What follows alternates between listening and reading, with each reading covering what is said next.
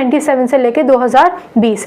2001 में SSA सर्व शिक्षा अभियान का लॉन्च हुआ।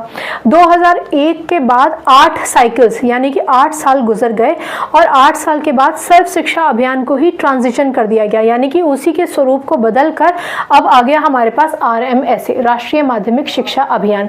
फर्क सिर्फ इतना हुआ कि एलिमेंट्री एजुकेशन 8वीं तक की होती है, उसमें 9वां और 10वां और जोड़ दिया, यानी कि RMSA ये इंश्योर करता है कि हमारे देश के जितने भी बच्चे हैं कम से कम वो 10वीं तक एजुकेशन पाए। यहाँ एक छोटा सा पॉज लीजिए, एक चीज समझिए, एलिमेंट्री एजुकेशन 1st से 8th, सेकेंडरी एजुकेशन 1st से 10th, यानी 9th 10th को आप सेकेंडरी कहेंगे, सीनियर सेकेंडरी किसे कहते हैं, 11th और 12th को।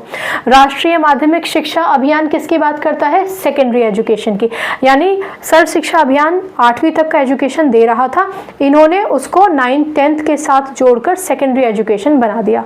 अब यहाँ पर सबसे बड़ी चुनौती था कि हमें सिर्फ बच्चों को एडमिशन ही नहीं देना है, उनको रिटेन भी करना है, यानी कि रोक कर भी रखना है।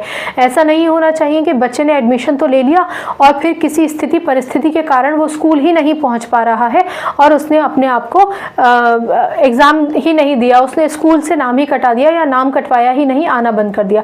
तो वो कौन कौन सी हमारे चैलेंजेस थे वो सब हम डिस्कस करेंगे। सबसे पहले आप ये पॉइंट अगर आप समझ गए हैं तो अब चीज़ें आपको थोड़ा सा आसान हो जाएंगी। चलिए, सर्व शिक्षा अभियान, सबसे बड़ी बात ये पार्टनरशिप के साथ था, स्टेट गवर्नमेंट की पार्टनरशिप के बगैर कोई भी सेंट्रल लेवल का कार्यक्रम पूरा नहीं हो सकता, क्योंकि सेंट्रल लेवल को अगर हर एक बच्चे तक पहुंचना है तो स्टेट के माध्यम से ही पहुंचना पड़ेगा। स्टेट में फिर डिस्ट्रिक्ट्स आ जाते हैं, ब्लॉक्स आ जाते हैं, क्लस्टर्स आ जाते हैं, सब मिलकर काम करते हैं, ठीक है ना।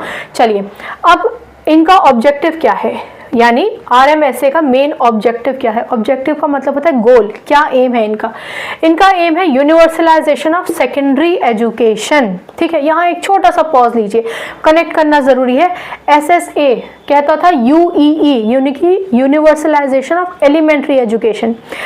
यहाँ एक बात समझिए, यूनिवर्सलाइजेशन का मतलब ये नहीं कि पूरे यूनिवर्स में हम ये स्कीम लागू कर रहे हैं, नहीं, हम हमारे देश में ही ये स्कीम लागू कर रहे हैं।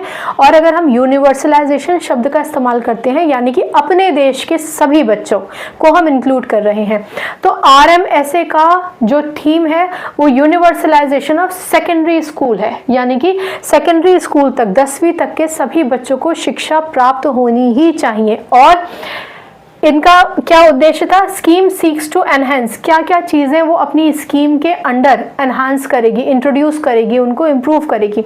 तो ये 4 चीज़ें हैं जो सबसे ज़्यादा इंपॉर्टेंट है। पहली बात तो good quality availability. Good quality availability क्या क्या मतलब भाई,